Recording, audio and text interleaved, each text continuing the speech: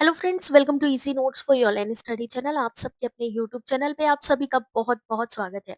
UGC net paper one की तैयारी हम लोग कर रहे हैं, जिसमें कि जो यूनिट वन है यानी कि टीचिंग एप्टीट्यूड, जिसको कि हम लोग कवर कर रहे हैं।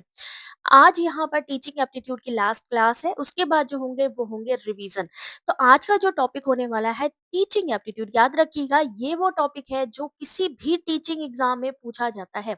तो यहाँ पर इवैल्यूएशन सिस्टम से रिलेटेड एलिमेंट टाइप इवैल्यूएशन के सीबीसीएस जो आपका एनईपी में आया, फिर आपकी computer based testing, innovation and evaluation. Evaluation यानी मूल्यांकन, यानी हमने टीचर के बारे में पढ़ा, लर्नर के बारे में पढ़ा, आईसीटी टूल्स के बारे में पढ़ा, लेकिन ये भी जानना ज़रूरी है कि हम फिर मूल्यांकन कैसे करते हैं, मूल्यांकन कितने प्रकार के होते हैं, तो ये सारी चीज़ें जानेंगे आज के इस वीडियो में। तो जल्दी से सब लोग लाइव आ जाइए, वीडियो को एक बार लाइक एंड शेयर करिएगा। यहाँ पर स्टार्ट करते हैं इवैल्यूएशन से। इवैल्यूएशन यानी मूल्यांकन।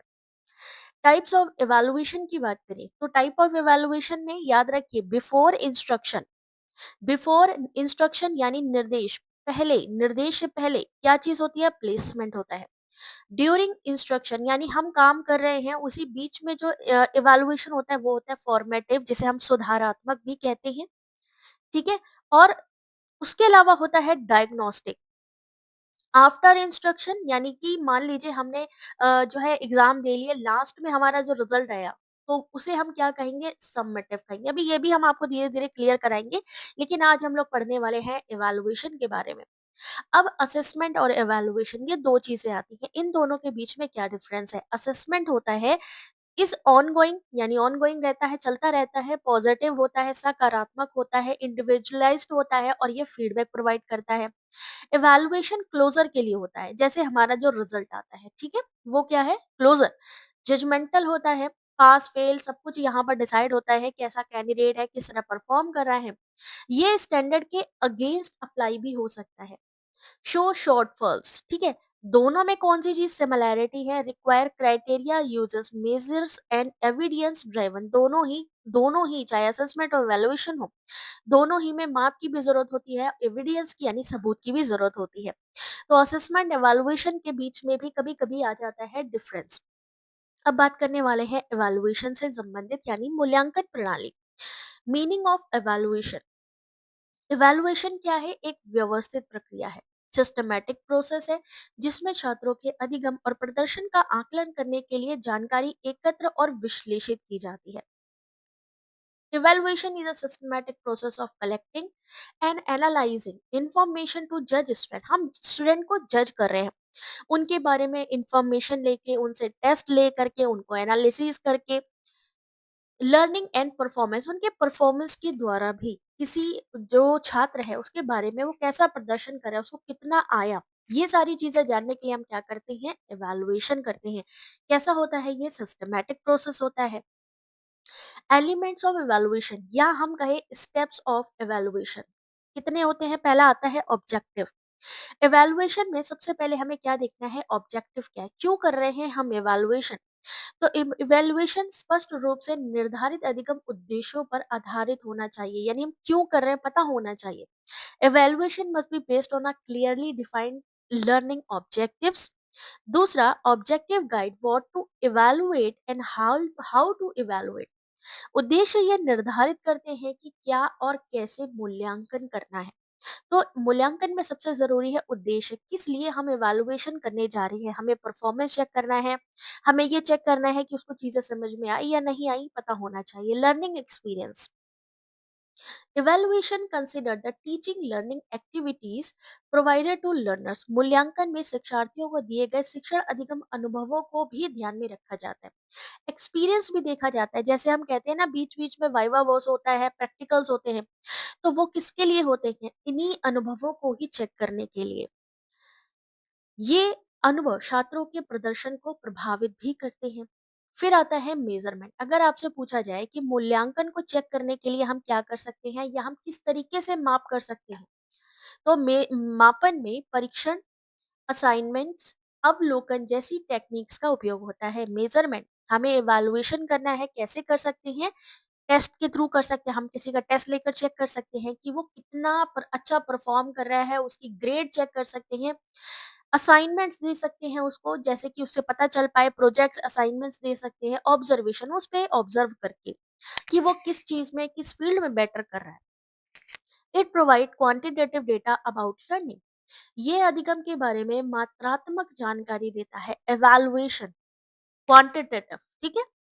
जजमेंट की बात करें तो evaluation includes interpreting result to make decision. मूल्यांकन में परिणामों की व्याख्या कर निर्णय लेना शामिल होता है। It helps in a grading and improving instructions. यह ग्रेड निर्धारण और शिक्षण सुधार में भी सहायक है। मूल्यांकन में फीडबैक की बात करें तो मूल्यांकन यानी इवैल्यूएशन छात्रों और शिक्षकों को प्रतिपुष्टि प्रदान करता है।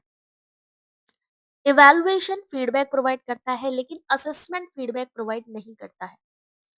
असेसमेंट में फीडबैक का नहीं आता है मेजर, फीडबैक किसमें आएगा? इवैल्यूएशन में आएगा। तो evaluation provide feedback to student teachers. Feedback help in improving future performance. ये भविष्य के प्रदर्शन को बेहतर बनाती है। जैसे कि आपने देखा होगा, आपका कभी रिपोर्ट कार्ड आपने पहले देखा हो, तो रिपोर्ट कार्ड में पहले क्या होता था, टीचर साथ में अपना कमेंट भी लिख कर देती थी, है ना? फीडबैक अपना लिख करके देती थी कि आपका बच्चा कैसा परफॉर्म कर रहा है, कैसा नहीं परफॉर्म कर रहा है। तो ये सारी चीजें से भी उसमें फीडबैक आता है इवैल्यूएशन में, यानी कि मूल्यांकन में। अब बात करते हैं टाइप ऑफ इवैल्यूएशन, कितने तरीके का होता है ये मूल्यांकन। तो पहला आता है, यहाँ पर याद रखिएगा, फॉर्मेटिव और समेटिव में हमेशा एग्जाम में स्टेटमेंट वाला क्वेश्चन बनता है। कैसा बनता है? स्टेटमेंट वाला। ठीक है, पढ़ते जाइएगा, क्योंकि फिर हम फाइनल भी यहाँ पर एमसीक्यूज लेंगे। आज नहीं लेंगे, लेकिन हाँ आगे आज जो होंगे वो तो होंगे ही। उसके अलावा टीचिंग एप्टीट्यूड कंप्लीट रिवीजन भी हम करवाते चलेंगे। तो फॉर्मेटिव इवैल्यूएशन कब होता है? अधिगम प्रक्रिया के दौरान। हम क्लास में हैं, हमारे साथ कोई प्रॉब्लम आ रही है, कोई चीज समझ में नहीं आ रही, हम डायरेक्टली पूछ सकते हैं।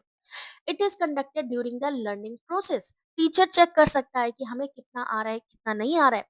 किसके थ्रू? क्विजेस के थ्रू, क्लास टेस्ट के थ्रू, या असाइनमेंट के थ्रू।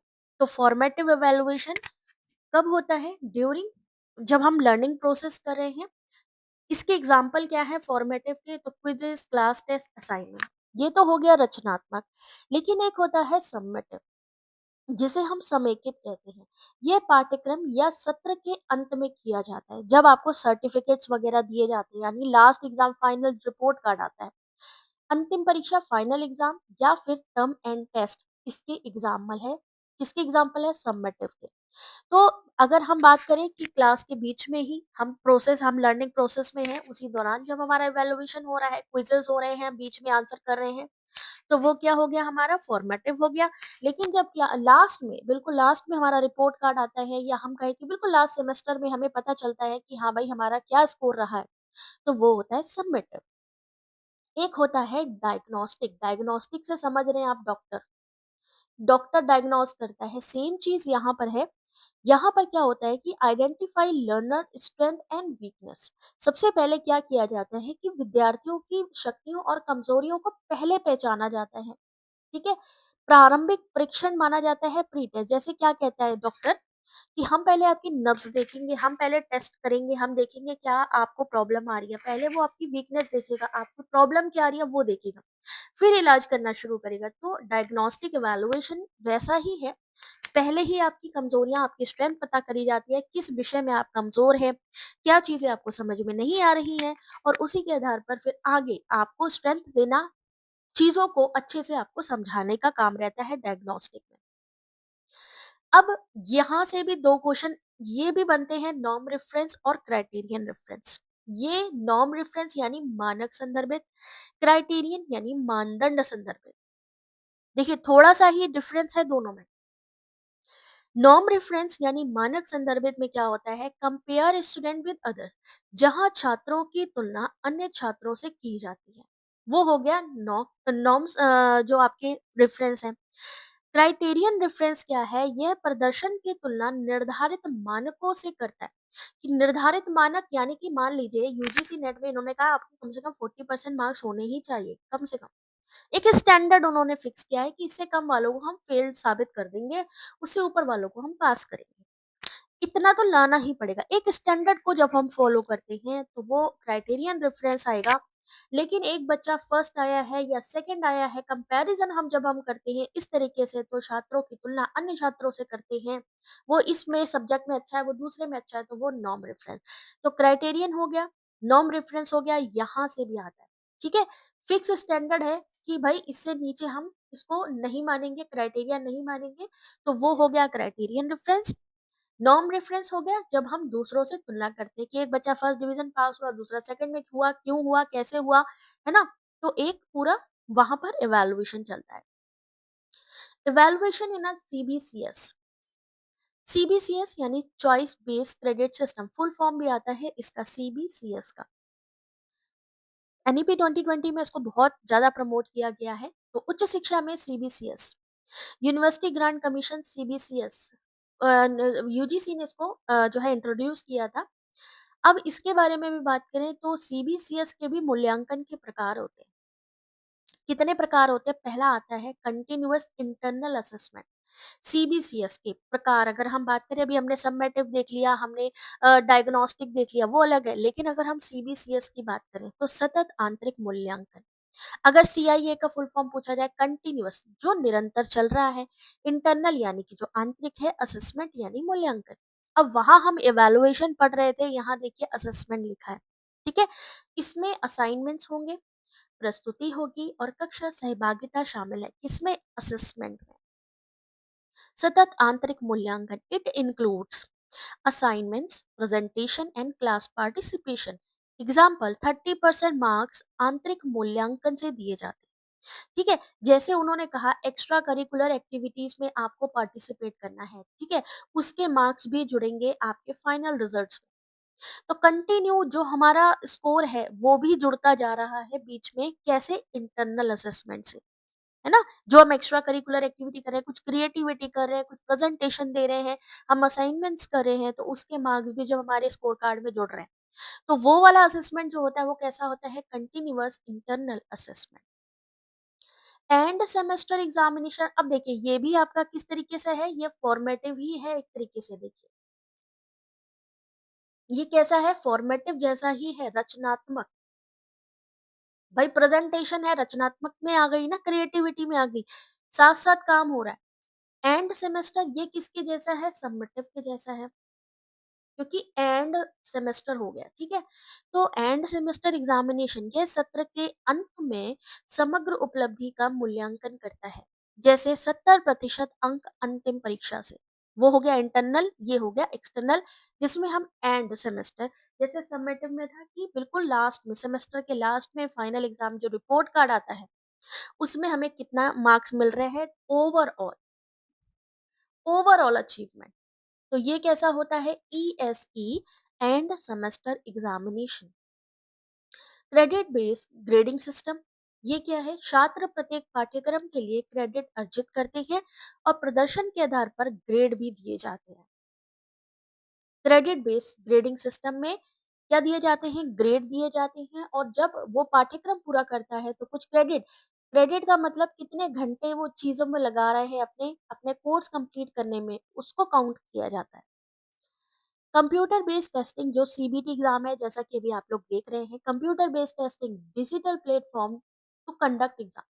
कंप्यूटर आधारित परीक्षण में डिजिटल प्लेटफॉर्म के माध्यम से परीक्षा ली जाती है। CBT ensure quick evaluation and accuracy, ये त्वरित और सटीक मूल्यांकन सुनिश्चित करता है। इसकी विशेषताएं क्या है? ये तुरंत अंक और प्रतिपुष्टि प्रदान करता है, provide instant scoring feedback, it supports multimedia questions, it reduce human error and paper use. Example online प्रवेश सीमाएं। तो इतनी जल्दी ये अगर स्कोर और फीडबैक देता है, तो यूजीसी नेट का रिजल्ट आने में इतना टाइम क्यों लेता है? इसलिए लेता है क्योंकि वहां पर मेरिट से चयन होता है। ठीक है? 6% पासिंग स्लॉट होता है। तो जब आप एक क्राइटेरिया फॉलो करते हैं, तो फिर उसके बाद में आपका जो है, आपके सब्जेक्ट वाइज, आपकी कैटेगरी वाइज, ठीक है, जो आपका रिजर्वेशन होते हैं, उसके आधार पर सिलेक्शन होता है, फिर वो कैलकुलेट किया जाता है, उसके बाद आपका रिजल्ट आता है। अदरवाइज सीबीटी एग्जाम ऐसा है जिसमें आपको तुरंत ही जैसे आप सबमिट करते हैं, रिजल्ट वहीं आ जाता है, बट बनता है रिजल्ट मेरिट के आधार पर। ठीक है? Innovation in a evaluation system. अब नया क्या आया है? नवाचार का मतलब नया क्या आया है? ऑनलाइन असेसमेंट, ऑनलाइन प्लेटफॉर्म के माध्यम से परीक्षाएं आयोजित की जाती हैं। ये कैसा है? Online assessment. Open book examination, छात्र परीक्षा के दौरान अध्ययन सामग्री का प्रयोग कर सकते हैं। इसे हम कहते हैं open book examination. Portfolio assessment, यहाँ से इस समय क्वेश्चन आ रहा है, इसको इसलिए इसको मैं यहाँ पर स्टार दे रही हूँ। पोर्टफोलियो असेसमेंट क्या चीज होती है? तो student work is collected over time, छात्रों के कार्य को समय के साथ संकलित किया जाता है। इसे हम क्या कहेंगे? पोर्टफोलियो मूल्यांकन। पीयर एंड सेल्फ असेसमेंट, सहपाठी एवं आत्म मूल्यांकन, छात्र स्वयं या सहपाठियों यानी जिनके साथ पीयर्स मतलब जो आपके साथ काम कर रहे हैं उनका मूल्यांकन करते हैं। तो पीयर एंड सेल्फ असेसमेंट, खुद का मूल्यांकन या अपने सहपाठियों का। एक नया क्वेश्चन इस समय देखने में मिल रहा है, वो है अडेप्टिव टेस्टिंग। अडेप्टिव क्या हो गई? अनुकूली परीक्षण। उत्तर के आधार पर कठिनाई स्तर बदलता है। पता चले हमने एक क्वेश्चन सॉल्व किया, जैसे अभी बीच में कहा जा रहा था कि अडेप्टिव जो आपका सीबीटी एग्जाम होगा अडेप्टिव भी हो जाएगा। वो कैसे होगा कि मान लीजिए कुछ ऑप्शन आपको दिए जाएंगे, अगर वो ऑप्शन आपने देख लिए, सही कर दिए या अटेम्प्ट कर लिए, तो उसी के अकॉर्डिंग डिफिकल्टी लेवल जो है वो बढ़ाते जाएंगे। अगर ये लेवल आप क्रॉस नहीं कर पाते हैं तो लोएस्ट लेवल आंसर के आधार पर लोएस्ट जो इससे इजी होगा वो आपको प्रोवाइड किया जाएगा। तो ये सारी चीजें कैसी होंगी? आंसर के बेस पे होंगी, लेकिन रिजल्ट जो बनेगा, रिजल्ट किस आधार पे बनेगा कि कितने डिफिकल्टी लेवल को आपने पार किया है। ठीक है, इजी क्वेश्चन तो डालेगा, लेकिन मार्क्स किसके ज्यादा मिलेंगे? जो डिफिकल्ट क्वेश्चन सॉल्व करेगा। तो ये किस पे आधारित है? अनुकूल परीक्षण पे आधारित है। मूल्यांकन प्रणाली की उन्नत अवधारणाएं, एडवांस कॉन्सेप्ट की बात करें तो प्रिंसिपल ऑफ इवैल्यूएशन में मूल्यांकन कैसा होना चाहिए? वैध होना चाहिए, वही मापा जाना चाहिए जिसे मापने का उद्देश्य है। इवैल्यूएशन विश्वसनीय, सुसंगत होना चाहिए, वस्तुनिष्ठ होना चाहिए। याद रखिए कैसा होना चाहिए? ऑब्जेक्टिव होना चाहिए, अनबायस्ड, कोई पक्षपात नहीं होना चाहिए उसमें। कॉम्प्रिहेंसिव होना चाहिए, सतत यानी कंटिन्यू होना चाहिए। मूल्यांकन व्यवहारिक और संचालित करने में सरल होना चाहिए। अब इसमें मूल्यांकन करने में कौन-कौन से टूलों का इस्तेमाल या उपकरण या तकनीकों का इस्तेमाल किया जाता है? तो पहला आता है रिटन टेस्ट। हम इवैल्यूएशन के समय ऑब्जेक्टिव या एसी टाइप दोनों का इस्तेमाल कर सकते हैं, जिससे ज्ञान और समझ का आकलन होता है। रिटन टेस्ट के अलावा ऑब्जर्वेशन मेथड का यूज कर सकते हैं, छात्रों के व्यवहार कौशल का अवलोकन कर सकते हैं, उनके दृष्टिकोण और प्रदर्शन को भी हम इसको कैलकुलेट कर सकते हैं। किसमें? ऑब्जर्वेशन में। हम देख रहे हैं कि किस तरीके वो परफॉर्म कर रहा है। इंटरव्यू मेथड प्रत्यक्ष संवाद गहन मूल्यांकन में भी सहायक होता है। Rating scale checklist, rating scale और चेकलिस्ट के आधार पर उनके गुणों और दक्षताओं को मापते हैं। अचीवमेंट डायग्नोस्टिक टेस्ट, ये मेजर करता है क्या चीज? शैक्षणिक प्रगति और अधिगम की कमियों को। उसके अलावा ग्रेडिंग की बात करें तो grading system in higher education, उच्च शिक्षा में यूजीसी एक मानकीकृत ग्रेडिंग प्रणाली की भी सिफारिश करता है। अब ये ग्रेडिंग टाइप्स कितने होते हैं? पहला है एब्सोल्यूट ग्रेडिंग। एब्सोल्यूट यानी निरपेक्ष ग्रेडिंग, निश्चित अंकों की सीमा के आधार पर ग्रेड दिए जाएंगे।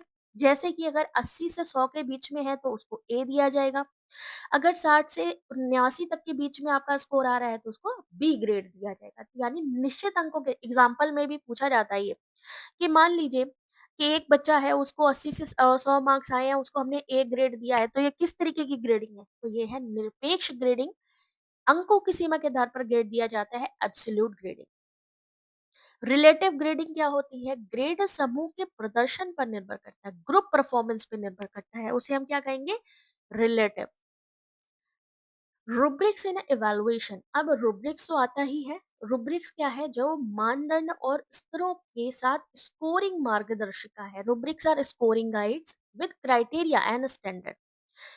दे ensure transparent and fair evaluation, पारदर्शी और निष्पक्ष मूल्यांकन सुनिश्चित करते हैं। रूब्रिक्स ग्रेडिंग में सुसंगतता बढ़ाते हैं। क्या देता है रूब्रिक्स में? क्या चीज होती है? ग्रेडिंग दी जाती है। ठीक है, तो ये है रूब्रिक्स। ई मूल्यांकन एवं डिजिटल, जैसा कि कहा ई असेसमेंट डिजिटल इवैल्यूएशन, तो ई मूल्यांकन इस समय भाई इलेक्ट्रॉनिक चीजों का ज्यादा इस्तेमाल हो रहा है, तो E assessment uses digital tool for evaluation. इसमें क्या होता है, आप कहीं पर भी बैठे हुए, दूरस्थ भी, दूर बैठे हैं, रिमोट से भी आराम से आप यहाँ पर अपना टेस्ट दे सकते हैं। Automated system reduce evaluation time, स्वचालित प्रणाली मूल्यांकन समय को भी कम करती है, इसलिए इस समय डिजिटल मूल्यांकन का जो यूज है वो बढ़ता जा रहा है। आउटकम बेस्ड इवैल्यूएशन, तो आउटकम बेस्ड यानी परिणाम आधारित मूल्यांकन अधिगम परिणामों पर केंद्रित है। यह शिक्षण को मूल्यांकन लक्ष्यों से जोड़ता है कि जो चीज हम सिखाने की कोशिश कर रहे थे वो चीज समझ में आई या नहीं आई। तो आउटकम बेस्ड इवैल्यूएशन यह शिक्षा में भी उत्तरदायित्व को बढ़ाता है। सीसीई अभी हमने पढ़ा, continuous and comprehensive evaluation, NEP 2020 में इसकी ही बात हुई थी। तो ये क्या है, संज्ञानात्मक, भावात्मक, मनोदैहिक क्षेत्रों का मूल्यांकन करता है, जो कि आपके ब्लूम के जो टेक्सोनॉमी के डोमेन थे। रेगुलर असेसमेंट प्रोवाइड करता है। क्यों रेगुलर? क्योंकि भैया सतत है, कंटिन्यू है, व्यापक है, बहुत इसका व्यापक क्षेत्र है। समग्र विकास करता है, समग्र होलिस्टिक डेवलपमेंट, और इसीलिए एनईपी 2020 में इसको मेन रोल दिया गया है। किसको मेन रोल दिया गया है? सीसीई को, यानी इसका फुल फॉर्म भी आता है continuous comprehensive evaluation. Challenges in evaluation system, क्या प्रॉब्लम्स आती हैं? व्यक्तिपरकता निष्पक्षता को प्रभावित कर सकते हैं। अगर मूल्यांकन में सब्जेक्टिविटी आ गई तो फेयरनेस कम हो जाएगी, यानी वहां पर कहीं ना कहीं निष्पक्षता प्रभावित होगी। प्रशिक्षण की कमी प्रभावशीलता को कम करती है। टेक्नोलॉजिकल बैरियर में लिमिट डिजिटल टेस्टिंग, तकनीकी बाधाएं। अब मान लीजिए हम टेस्ट दे रहे हैं और बीच में डिजिटल उपकरण ही खराब हो गए या हमारा वर्क ही नहीं कर रहा है, तो उस टाइम पर भी थोड़ा हमें अफेक्ट कर सकता है। परीक्षाओं पर अधिक जोर कौशलों की उपेक्षा कर सकता है। ओवर एम्फेसाइज ऑन एग्जाम में इग्नोर स्किल, ज्यादा अगर हम एग्जाम ले रहे हैं तो स्किल थोड़ा कहीं ना कहीं कम हो सकता है, प्रैक्टिकल अनुभव हमें कम हो सकता है। तो इसलिए कोशिश ये की जानी चाहिए कि ज्यादा जो है किस पे ध्यान देना चाहिए कि अनुभव ज्यादा बढ़े। मूल्यांकन के उपकरण एवं तकनीक, जैसा कि मैंने अभी आप लोगों को बताई थी कि इसमें टेक्निक्स भी हैं और किस टूल्स का, ये सारी चीजें उसको आप लोग थोड़ा पढ़ लेना। थोड़ा हम आगे बढ़ते हैं। मेजर टूल की बात करें तो रिटन एग्जाम, जैसा कि मैंने आपको बताया था, दोबारा कॉन्सेप्ट है यहाँ पे वाइवा। मौखिक रूप से प्रश्नों का उत्तर दे सकते हैं, जैसे प्रतियोगी परीक्षा में वाइवा दे सकते हैं। ऑब्जर्वेशन हो सकता है, विद एग्जांपल यहाँ है, चेकलिस्ट है, जांचने योग्य व्यवहारों कौशलों की सूची होती है चेकलिस्ट। रेटिंग स्केल प्रदर्शन के स्तर को मापती है, प्रस्तुति कौशल जैसे 1 से 5 तक अंक देना। प्रश्नावली प्रतिपुष्टि हेतु लिखित प्रश्नों का समूह है, जैसे कि मान लीजिए क्वेश्चन है, कोई मान लीजिए पॉलिटिकल पार्टी का बंदा खड़ा हुआ है इलेक्शन में, हम उसके बारे में जानकारी लेना चाहते हैं कि कितने वोट इसको मिलेंगे, कितने दूसरों को मिलेंगे। या फिर हम मान लीजिए जनगणना करने गए और वहां पर भी हमने बहुत सारे क्वेश्चन लिखे हुए हैं जिससे कि हमें पता चल पाए कि भाई एक्चुअली में क्या हो रहा है। तो सर्वे करते हैं एक तरीके का, तो वो किस में आएगा? क्वेश्चनियर में।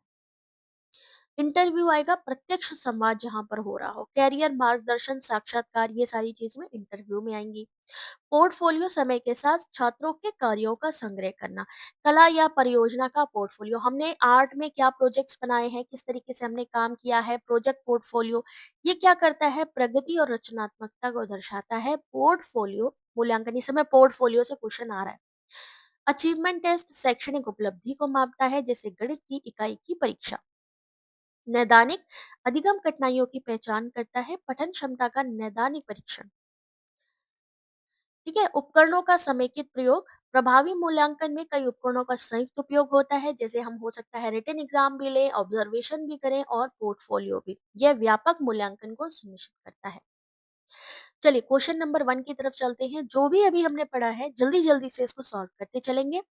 विच evaluation tool is most suitable for assessing psychomotor skills, इनमें से कौन सा मूल्यांकन मनोदैहिक कौशल के आकलन के लिए सर्वाधिक उपयुक्त है? Question number 1, written test, observation, questionnaire या इसे टेस्ट। करेक्ट आंसर देखिए option number B. Option number B, observation schedule. मनोदैहिक साइकोमोटर कौशल के आकलन के लिए सर्वाधिक उपयुक्त है ऑब्जर्वेशन शेड्यूल, अवलोकन अनुसूची। चेकलिस्ट मुख्यतः किसे मापती है? डिग्री ऑफ परफॉर्मेंस, प्रेजेंस और absence of traits, attitude, intensity या इंटेलिजेंस को। चेकलिस्ट मेनली मेजर्स, चेकलिस्ट किसको मापती है? ऑप्शन नंबर बी, गुणों की उपस्थिति या अनुपस्थिति, absence of traits या प्रेजेंस। नैदानिक test are primarily used for, नैदानिक जिसको हम कहते हैं या डायग्नोस्टिक कहते हैं, मुख्यतः किसके लिए उपयोगी होते हैं? सर्टिफिकेशन के लिए, ranking students, identifying learning difficulties या प्रमोशन। हम क्या करेंगे? जहां पे जो लर्निंग डिफिकल्टीज आती हैं उसको समझने के लिए नैदानिक पहले पता लगाते हैं प्रॉब्लम्स क्या आ रही हैं, फिर उसको सॉल्व करते हैं। रेटिंग स्केल किसके मापन के लिए सर्वाधिक उपयुक्त है? रेटिंग स्केल कहते हैं ना, रेट कर दीजिए इसको। तो फैक्चुअल नॉलेज के लिए, क्वालिटेटिव ट्रेट्स के लिए, मेमोरी स्पेन या speed of writing. Rating scale का इस्तेमाल हम कब करते हैं? Question number 4 correct answer option number B, गुणात्मक विशेषताओं के लिए, क्वालिटेटिव ट्रेट्स के लिए, है ना। रेटिंग स्केल रेट कर दीजिए, है ना, कहते हैं ना कि आप रेटिंग दीजिए, तो वो वही चीज है। 1 2 3 4 हमारा 5 परफॉर्मेंस कैसा है उतना रेटिंग दे दीजिए। पोर्टफोलियो मूल्यांकन किस पर बल देता है? Portfolio assessment emphasize final performance, continuous progress, standardized scoring, objective testing। सही आंसर देखिए ऑप्शन नंबर बी, सतत प्रगति। जो भी हम कार्य कर रहे हैं, जो भी हमारा मूल्यांकन हो रहा है, कंटिन्यू हमारी प्रोग्रेस को चेक करने के लिए पोर्टफोलियो। मूल्यांकन में वस्तुनिष्ठता अधिकतम किसमें होती है? Objectivity in evaluation is maximize by essay test, oral test, objective test या इंटरव्यूज।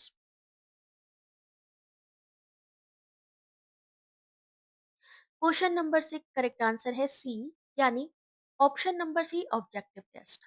ऑब्जेक्टिविटी ऑब्जेक्टिव टेस्ट में सबसे ज्यादा होगी। उपलब्धि परीक्षण क्या मापता है? An achievement test measures learning potential, academic attainment, emotional maturity या social adjustment. Question number 7 correct answer option number B, academic attainment, उपलब्धि। तो उपलब्धि को मापना है, एकेडमिक अटेनमेंट को। क्वेश्चन नंबर 8, अवलोकन तकनीक की मुख्य सीमा क्या है? लिमिटेशन क्या है ऑब्जर्वेशन की?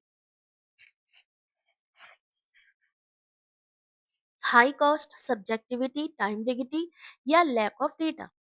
अवलोकन कर रहे हैं, हम ऑब्जर्व कर रहे हैं, तो हम वहां पर कौन सी ऐसी चीज है जो रुकावट बन सकती है? तो ऑप्शन नंबर बी, व्यक्तिपरकता। भाई हम खुद अवलोकन कर रहे हैं कि हमने किसी को भी भेजा कि भाई देखिए आप जाकर ऑब्जर्व करके आइए, सब चीजें सही चल रही नहीं, तो वहां पर वो क्या कर सकता है? अपनी चीजों को अपने अकॉर्डिंग चेंज भी कर सकता है, कुछ हो सकता है फील्ड को चेंज कर दे, तो सब्जेक्टिविटी। प्रश्नावली किसके संग्रह में सर्वाधिक उपयोगी है? अगर हम क्वेश्चनर का इस्तेमाल कर रहे हैं तो हम किसके लिए कर रहे हैं ज्यादातर? स्किल्स के लिए, ओपिनियन एटीट्यूड्स के लिए, मोटर एबिलिटीज या इंटेलिजेंस क्वेश्चन। क्वेश्चन नंबर 9 प्रश्नावली का इस्तेमाल हम किसके लिए करेंगे? ऑप्शन नंबर बी, विचार एवं दृष्टिकोण के लिए। क्वेश्चन नंबर 10 परीक्षण की विश्वसनीयता का क्या अर्थ है? रिलायबिलिटी ऑफ टेस्ट, रिलायबिलिटी यानी विश्वसनीयता, कोई चीज हम जितनी बार भी कर रहे हैं, विश्वसनीयता, हमें उस पे विश्वसनीयता बढ़ती जा रही है। विश्वसनीयता का क्या मतलब है?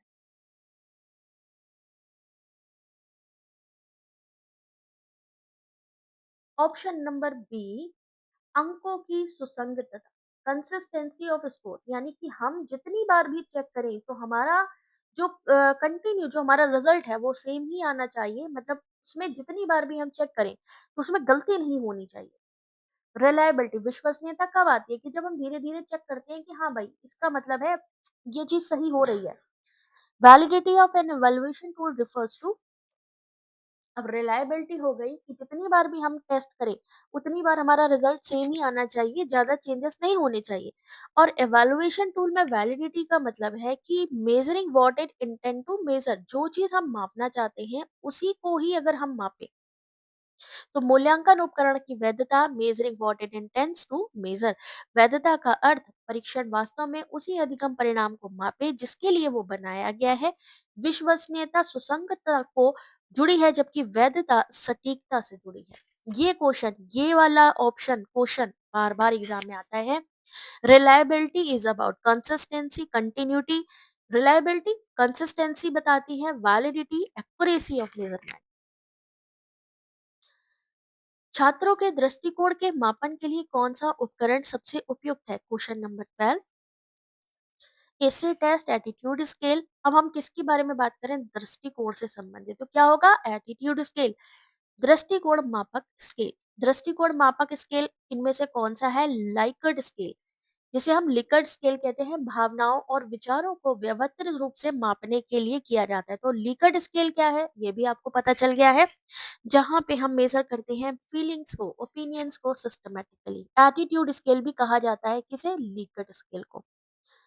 एक अच्छा मूल्यांकन उपकरण मुख्यतः कैसा होना चाहिए? एक अच्छा मूल्यांकन है अगर, लंबा होना चाहिए, ऑब्जेक्टिव होना चाहिए, कॉम्प्लिकेटेड होना चाहिए, एक्सपेंसिव, तो कैसा होना चाहिए? वस्तुनिष्ठ होना चाहिए। चलो, observation is most effective in evaluating. अवलोकन किसके मूल्यांकन में सर्वाधिक प्रभावी है? इस समय ये जो इवैल्यूएशन आप पढ़ रहे हैं ना, इसके बहुत सारे क्वेश्चन दिखाई देखने में आते हैं, मैचिंग से क्वेश्चन आते हैं, ये आपके स्टेटमेंट वाले क्वेश्चन में आते हैं क्वेश्चन, ठीक है ना? इसलिए ये जो आज का है इस पीडीएफ, इसको पढ़ना जरूरी है। पीडीएफ कहाँ मिलेगा? जैसे कि आपको पता है, एप्लीकेशन पे कोर्स अवेलेबल है, नोट्स एंड लर्न को डाउनलोड करो, ठीक है? वहां पर आपको ये कोर्स मिल जाएगा, पेपर वन कंप्लीट कोर्स, जहां से ये आप पूरी की पूरी पीडीएफ ले सकते हैं। और सिर्फ यही पीडीएफ नहीं, टीचिंग एप्टीट्यूड की अभी तक की जितनी क्लासेस हुई हैं, जितने एमसीक्यू हुए हैं, सारे के सारे मिलेंगे, और आने वाले पीडीएफ्स भी मिलते जाएंगे, वीडियो भी मिलेगी और क्विज़ेस भी मिलेंगे। तो अवलोकन किसको मूल्यांकन में सर्वाधिक प्रभावी है? तो ऑप्शन नंबर बी, व्यवहार और कौशल। हम किसी के व्यवहार को देखते हैं, उसके स्किल्स को देखते हैं। अवलोकन वास्तविक परिस्थितियों में छात्रों के व्यवहार प्रदर्शन को सीधे दर्ज करता है। रूब्रिक्स किसमें सहायक है? Increasing test length, standardising score, reducing syllabus या कंडक्टिंग इंटरव्यूज। रूब्रिक्स ज्यादातर किसमें सहायक है? Question number 15, option number B. अब देखिए, रूब्रिक्स के बारे में भी क्लियर हो गया। स्टैंडर्डाइजिंग स्कोरिंग, अंकन का मानकीकरण करने के लिए रूब्रिक्स। रूब्रिक्स स्पष्ट मानदंड प्रदान करता है जिससे अंकन सुसंगत और निष्पक्ष होता है। Rubric provide clear criteria ensuring consistent and fair grading. Formative evaluation mainly aims at, रचनात्मक मूल्यांकन में क्या होता है? Mainly certification, improving learning, ranking students या फाइनल ग्रेडिंग। तो ड्यूरिंग क्या होता है? लर्निंग प्रोसेस के, तो हम कंटिन्यू सुधार करते जाते हैं। तो रचनात्मक मूल्यांकन में improving learning. Objective type test are श्रेष्ठ बिकॉज दे, वस्तुनिष्ठ परीक्षण। अब मान लीजिए ऑब्जेक्टिव टाइप क्वेश्चन है, एक क्वेश्चन 2 मार्क्स का है, तो अगर आपने एक क्वेश्चन सही किया तो आपको 2 मार्क्स मिल जाएंगे। ऐसा तो नहीं है कि आपको 2.5 मिल जाएंगे, या ऐसा तो नहीं है आपको 1.5 मिल जाएंगे, नहीं। अगर एक क्वेश्चन सही किया तो आपको पूरे के पूरे 2 ही मार्क्स मिलेंगे। तो ये क्या करता है? इंश्योर स्कोरिंग यूनिफॉर्मिटी, अंकन में समानता सुनिश्चित करता है कि अगर आपने 2 क्वेश्चन सही किए तो 4 मार्क्स, अगर आपने एक सही किया तो 2 मार्क्स। ये नहीं कि 4.5 दे दिए या 2.5 दे दिए, ऐसा कुछ नहीं। तो क्या करता है? समानता देता है, इससे पक्षपात कम होता है। डायग्नोस्टिक मूल्यांकन के बाद क्या किया जाता है? सर्टिफिकेशन दिया जाता है, मेडिकल टीचिंग दी जाती है, प्रमोशन या ranking. Diagnostic evaluation is followed by remedial teaching. उपचारात्मक शिक्षण, पहले पता लगाया जाता है कि प्रॉब्लम क्या है, कहाँ पे कौन सी चीज में इशू आ रहा है, और फिर उसको उपचार दिया जाता है। तो diagnostic evaluation is followed by remedial teaching. नैदानिक परिणाम सुधारात्मक शिक्षण का मार्गदर्शन करते हैं। चेकलिस्ट रेटिंग स्केल से भिन्न है क्योंकि चेकलिस्ट एक अलग चीज हो गई, चेकलिस्ट एक अलग चीज हो गई, और रेटिंग स्केल एक अलग चीज हो गया। ये दोनों अलग हैं क्यों?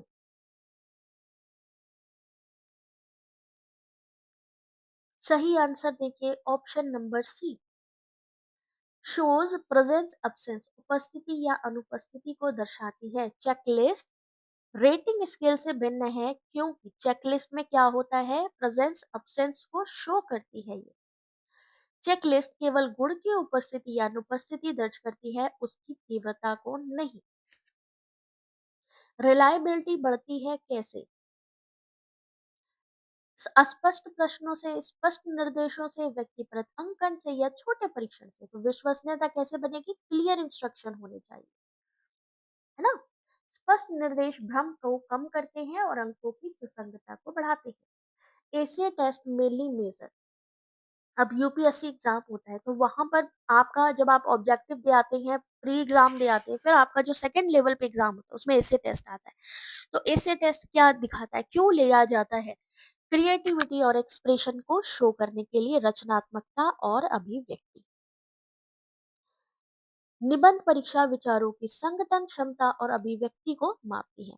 मानकीकृत परीक्षण की विशेषता इनमें से कौन सी है? ये सारे किससे जुड़े हुए क्वेश्चन हैं? एवेलुएशन से जुड़े हैं। Standardised test are categorised by teacher made format, uniform procedure, subjective scoring या फ्लेक्सिबल टाइमिंग। एक स्टैंडर्ड है जिसको फॉलो करना है, किसके लिए है? बी, यानी एक समान प्रक्रिया, कि भाई 40% आएगा तो ही हम उसको क्वालिफाई मानेंगे, तो ये सबके लिए सेम ही होगा क्राइटेरिया। यूनिफॉर्म प्रोसीजर, मानकीकृत परीक्षण निश्चित संचालन अंकन नियमों का पालन करते हैं। पीयर इवैल्यूएशन प्रमोट्स, सहपाठी मूल्यांकन क्या बढ़ावा देता है?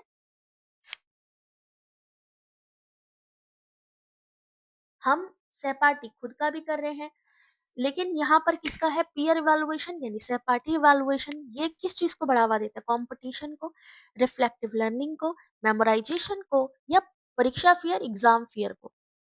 तो सही आंसर है बी, चिंतनशील सोच को बढ़ावा देता है। Option number B. सहपाठी मूल्यांकन चिंतनशील सोच को प्रोत्साहित करता है। Interview technique is best for assessing, साक्षात्कार तकनीक किसके आकलन में सर्वोत्तम है? Personal quality, writing speed, math ability या ओनली नॉलेज। साक्षात्कार टेक्निक में हम क्या करते हैं? हम किसी का इंटरव्यू ले रहे हैं, उस वो क्यों, किसके लिए बेस्ट है? तो पर्सनल क्वालिटी को चेक करने के लिए, ठीक है, किसी के बारे में जानने के लिए, किसी की पर्सनल क्वालिटीज को जानने के लिए। व्यक्तित्व संप्रेषण गुण उजागर करता है इंटरव्यू। कंटिन्यूअस इवैल्यूएशन किस पर जोर देता है? कंटिन्यू है, सतत है। तो final exam only, regular assessment, annual testing या सरप्राइज टेस्ट। तो correct answer option number B, regular assessment यानी कि नियमित मूल्यांकन। सतत मूल्यांकन समय के साथ प्रगति को ट्रैक करता है। एक अच्छा प्रश्न होना चाहिए कैसा? ये अभी रिसेंटली एग्जाम में भी पूछा गया है, क्वेश्चन पीवाईक्यू में पूछा हुआ क्वेश्चन है कि एक गुड टेस्ट कैसा होना चाहिए? क्लियर होना चाहिए और स्पेसिफिक, स्पष्ट और विशिष्ट। Observation bias can be reduce by, अवलोकन का जो पक्षपात होता है कम किया जा सकता है कैसे? इग्नोरिंग क्राइटेरिया, हमने मापदंड ही अनदेखा कर दिया तो नेगेटिव चीजें तो सही होंगी नहीं। यूजिंग स्ट्रक्चर शेड्यूल, संरचित अनुसूची का उपयोग करके। ठीक है, संरचित उपकरण हमें पहले से एक स्टैंडर्ड बना रखा है, उसके आधार पर। The main purpose of evaluation is, evaluation हम क्यों करते हैं? पनिशमेंट के लिए, इम्प्रूवमेंट ऑफ लर्निंग के लिए, कंपैरिजन के लिए या एलिमिनेशन के लिए? तो अधिगम सुधार के लिए। कंप्यूटर आधारित परीक्षण क्या बढ़ाता है? ह्यूमन एरर को, स्कोरिंग स्पीड को, पेपर वर्क या पक्षपात। अब कंप्यूटर आधारित परीक्षण है, मानवीय त्रुटि नहीं हो सकती क्योंकि मानव चेक ही नहीं कर रहा है उसमें। पेपर वर्क उसमें होगा नहीं, बायसनेस उसमें होगी नहीं, तो क्या करेगा? स्कोरिंग स्पीड, स्पीड दे रहा है आपके स्कोर को। तो सीबीटी तुरंत अंकन संभव बनाता है। कॉम्प्रिहेंसिव इवैल्यूएशन इंक्लूड्स, व्यापक मूल्यांकन में क्या चीज शामिल है? Only cognitive domain, cognitive affective psychomotor, written test only या मेमोरी टेस्टिंग।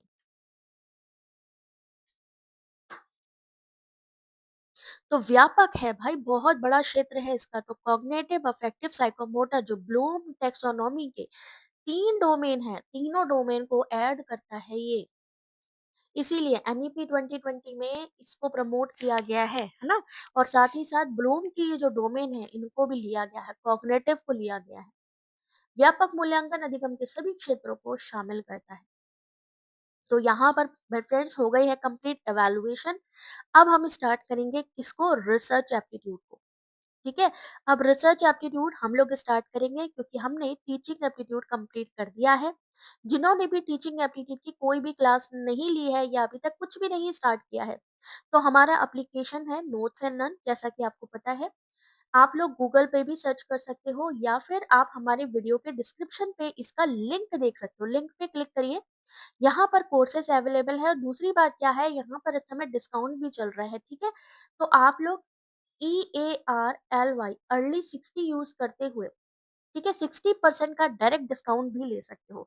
अगर आप करना चाहते हो सीरियस प्रिपरेशन, अगर आप चाहते हो कि प्रॉपर तरीके से हमारी पूरी स्टडी हो जाए, क्योंकि अब जो लेवल है काफ़ी बढ़ चुका है, तो आप ये कोर्सेज़ ज़रूर लीजिए। क्लास कैसी लगी इसको भी आप कमेंट करके ज़रूर बताइएगा और क्या चीज़ और ऐड होनी चाहिए इनमें, ये भी आप हमें कमेंट कर सकते हैं। आपकी एडवाइस, आपके सजेशंस हमेशा हमारे लिए ज़रूरी रहते हैं।